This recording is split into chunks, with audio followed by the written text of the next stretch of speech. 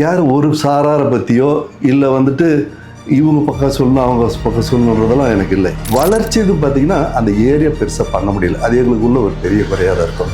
இப்போ புது bus stand அங்கே போயிருக்கிற அனப்பாளையத்தை பற்றி ஒவ்வொருத்தருக்கும் ஒரு கருத்து இருக்குங்க. அனைவருக்கும் அன்பான வணக்கங்க.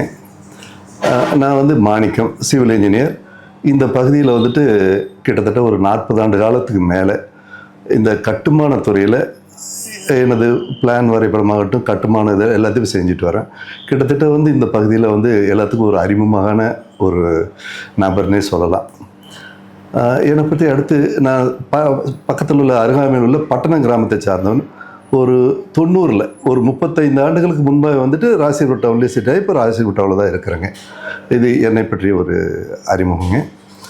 மேற்கொண்டு நான் பேச வர்றது வந்துட்டு யார் ஒரு சாராரை பற்றியோ இல்லை வந்துட்டு இவங்க பக்கம் சொல்லணும் அவங்க பக்கம் சொல்லணுன்றதெல்லாம் எனக்கு இல்லை. எனக்கு பொதுப்படியாக தோன்றது இந்த நகர் மேலே உள்ள அக்கறை இல்லை இந்த இது நான் என் பார்வையில் படுறதை நான் அப்படியே சொல்லணும்னு நினைக்கிறேங்க. அதனால் வந்து தயவு செஞ்சு யாருமே இதுக்கு சப்போர்ட்டாக பண்ணுறாரு இது பேசியிருக்காரு அப்படின்ற மாதிரி எண்ணத்தில் பார்க்காதீங்க.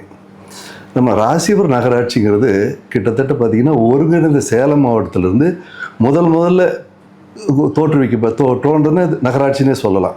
ரொம்ப பழமையான நகராட்சிங்க. 1980 நான் இந்த நகராட்சியில் வந்துட்டு பதிவு பெற்ற லைசன்ஸ் சர்வேராக இருக்கேன். இங்கே இருக்கிற நிறைய கட்டுமானங்கள் வந்துட்டுங்க லேஅவுட் போடுறதுலேருந்து கட்டுமானத்துறையிலேருந்து எல்லாமே நான் பங்கு பெற்றது மேஜர் போர்ஷன்ஸ் இருக்கும். ஆக இந்த நகராட்சி பொறுத்த வரைக்கும் எனக்கு மனசில் தோன்றது என்னன்னாங்க, முதல்ல பார்க்கும்போது ஒரு சின்ன ஏரியாவாக இருந்தது. அதில் வந்து விவசாயமெல்லாம் வந்துட்டு பார்த்திங்கன்னா அந்த புதுப்பாளைய ரோடு மற்றதெல்லாம் நிறைய நான் 80 பார்க்கல விவசாயம் இருந்தது. அது அப்படியே கால சூழ்நிலைக்கு தகுந்த மாதிரி மாறிக்கிட்டே வருது. ஆரம்பத்தில் இந்த நகரத்தில் குடியிருந்த மக்கள் வேறு, இப்போ சுற்றுப்புற கிராமத்திலேருந்து மற்றவங்கள வந்து நிறைய குடியேறிட்டு இருக்காங்க. எல்லா துறையிலுமே எல்லா தொழிலிருந்தும் எல்லா பதிவுலேருந்து எல்லாத்துக்குமே வந்து நிறைய மக்கள் கிராமத்து மக்கள் வந்து குடியேறுறாங்க. குடியேற தொகையும் அதிகமாக இருக்குன்னு சொல்லலாம். இந்த நகராட்சி விரிவாக்கம் அப்படிங்கும்போது நம்ம இயற்கையாக நம்ம சூழ்நிலை பார்த்திங்கன்னா சேலம் ரோட்டில் வந்துட்டு ஏரி அமைஞ்சிருக்கு, அதே கோனேரிப்பட்டி பக்கம் ஏரி அமைஞ்சிருக்கு, இந்தாண்ட புது பஸ் ஸ்டாண்டுக்கு அந்தாண்டி ஏரி அமைஞ்சிருக்கு. வளர்ச்சி இது பார்த்திங்கன்னா அந்த ஏரியா பெருசாக பண்ண முடியல. அது எங்களுக்குள்ள ஒரு பெரிய குறையாக தான் இருக்கும். ஆரம்பத்தில் வந்து பழைய பஸ் ஸ்டாண்ட் நான் சொல்கிறது முதல்ல இப்போ இந்த வணிக வளாகம் ஏற்படுது அங்கே வந்து பழைய பஸ் ஸ்டாண்ட் இருந்தது. அதுலேருந்து புது பஸ் ஸ்டாண்ட் இப்போ இருக்கிற பஸ் ஸ்டாண்டு அந்த இப்போ அங்கே இந்த சந்தைப்பேட்டைக்கு போனது அப்போ எம்எஸ் சரத்னா அவங்க வந்து சேர்மனாக இருந்தாங்க. அந்த பிளான் வரைபடம் தயாரிப்பித்து அனுமதிக்கெல்லாம் வந்து சென்னைக்கு நான் அவரோட போவேங்க. அப்பயே பொதுமக்கள்கிட்ட ரொம்ப பெரிய எதிர்ப்பு இருந்தது. ஏன்னா இங்கேருந்து பண்ணுறது இல்லைங்க, இந்த காலகட்டத்துக்கு தகுந்த மாதிரி அது தேவை அப்படின்னு சொல்லிட்டு அந்த அமைப்பு அது தோற்றுவிக்கிறதுல வந்து நானும் அப்போ வந்துட்டு என்னோடய பங்குதல் இருக்குதுங்க. அப்போ இருந்தது. பின்னாடி வந்து எல்லா ஜனங்களையும் ஒத்துக்கிட்டு அது அப்படியே வளர்ச்சி ஆச்சுங்க. இப்போ பார்க்கும்போது அந்த காலகட்டத்தில் இங்கே இருந்த ஜனத்தொகையும் இப்போ இருக்கிற ஜனத்தொகையும் பாருங்கள். அதே மாதிரி போக்குவரத்துக்கு 2 சக்கர வாகனமாகட்டும் 4 சக்கர வாகனம் அப்போ இருந்தது இப்போ இருந்தது பாருங்கள். பழைய நகராட்சி பழைய இதுங்கும்போது அந்த குறுகிய தெருக்கள் குறுகிய இது ரோடு பார்த்திங்கன்னா பெருசாக இல்லை. அந்த இதுலேயே பார்த்திங்கன்னா நிறைய குடியிருப்பு வந்துருச்சு. நிறைய குடியிருப்பு வந்தது இல்லாமல் மேல் பார்த்திங்கன்னா நிறைய ஜனத்தொகை அதிகமாகிட்டே போயிட்டுருக்காங்க. இப்போ அவங்களுக்கு உண்டான இப்போ வந்துட்டு பார்த்திங்கன்னா குடிநீர் வசதியாகட்டும் பாதாள சாக்கடை திட்டமாகட்டும் மற்றதெல்லாம் ஒரு லிமிட்டில் பண்ணியிருக்காங்க. இப்போ மேல் இதுலேயே ஜனகத்தை வரும்போது ஆக்சுவலாக அந்த ரோடு வசதியும் பத்தலை, அந்த போக்குவரத்து நீர் போக்குவரத்து மற்றது எல்லாமே பத்தாத ஒரு சூழ்நிலை தான் இருக்குது. ஆக இப்போ புது பஸ் ஸ்டாண்ட் அங்கே போயிருக்கிற அனப்பாளையத்தை பற்றி ஒவ்வொருத்தருக்கும் ஒரு கருத்து இருக்குங்க. என்னை பொறுத்த வரைக்கும் இந்த ஏற்கனவே ராசிபுரம் டவுன் உருவானது இதில் இருக்கிற வந்து நகராட்சி அலுவலகமாகட்டும் ஊராட்சி மன்ற அலுவலகமாகட்டும் சப்ரேசர் ஆஃபீஸ் ஆகட்டும் கோர்ட் ஆகட்டுங்க மருத்துவமனை ஆகட்டும் போஸ்ட் ஆஃபீஸ் ஆகட்டும் இதெல்லாம் இங்கேருந்து கண்டிப்பாக எங்கேயும் போக முடியாது. இது இங்கேயே இருக்கிற சூழ்நிலை தான் இருக்கும். இதுக்கு வந்து போகிற ஜனங்க வந்து போயிட்டு தான் இருப்பாங்க.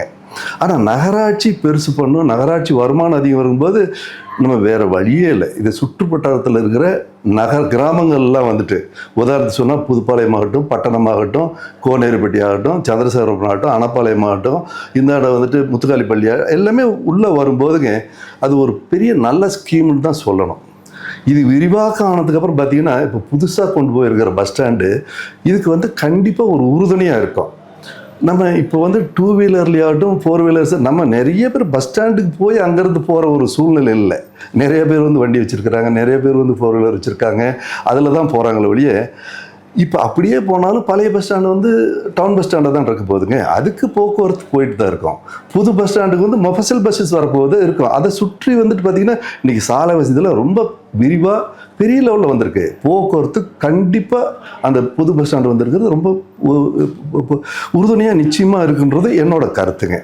மேற்கொண்டு சுற்றி பார்த்தீங்கன்னா இப்போயே நிறைய லேஅவுட் வந்துருச்சு, நிறைய இது வருது. ஜனங்கள்லாம் நிறைய வந்துட்டு கட்டடங்கள் சுற்றி வாங்கி டெவலப் ஆகிறது தான் பார்க்குறாங்க.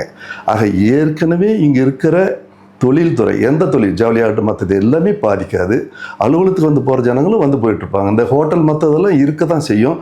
அது வந்து ஒரு அடிஷ்னலாக அது இது பாதிக்காதுங்கிறது என்னோட நம்பிக்கை. அதே மாதிரி சொல்லப்போனால் இன்றைக்கி வாகனங்கள் வந்து எவ்வளோ பஸ்ஸஸ்ஸு, எவ்வளோ நிறைய வந்துட்டு கல்லூரி வாகனமாகட்டும், பள்ளிக்கூடத்து வாகனமாகட்டும், இங்கே இருக்கிற மண்டபத்துக்கு வர வாகனமாகட்டும், போக்குவரத்து சரியான கன்ஜஸ்டடாக உள்ளே வந்து போக முடியாத ஒரு சூழ்நிலை இருக்குதுங்க. அந்த இதை அவாய்ட் பண்ணால் கண்டிப்பாக இப்போயே நம்ம பார்த்திங்கன்னா வெளியில் போய் தான் போகிறதுக்கு பார்க்குறோம். ஆக விரிவாக்கம் அந்த பொது நோக்கோடு பார்க்கும்போதுங்க அவசியம் இது ஒரு நல்ல திட்டம், நல்லா கொண்டு வந்திருக்காங்க. இது எல்லோரும் கண்டிப்பாக பயன்படுத்திக்கலாம். இது அவசியமாக இது ஒவ்வொருத்தரும் உற்று நோக்கணும்னா, இல்லை ஒரு பரந்த மனப்பான்மையோடு பார்த்தோம்னா இதோட அத்தியாவசியம் புரியும். ஆக இந்த போகிறது எதிர்கால டெவலப்மெண்ட்டு, ஜனங்கள் வர்றது எல்லாத்துக்குமே இதாக இருக்கும். முக்கியமாக வந்துட்டுங்க அண்டர் கிரவுண்ட் ட்ரைனேஜ் சொல்கிறாங்களே, அந்த அண்டர் கிரவுண்ட் ட்ரைனேஜ் வந்து இதுலேயே ஜனத்தொகை வந்து இதுலேயே கட்டடங்கள் நிறையா வந்து இதுலேயே நிறையா போகக்குள்ள ரொம்ப அடைச்சிக்கிட்டு பெரிய பிரச்சனையாக இருக்கும்.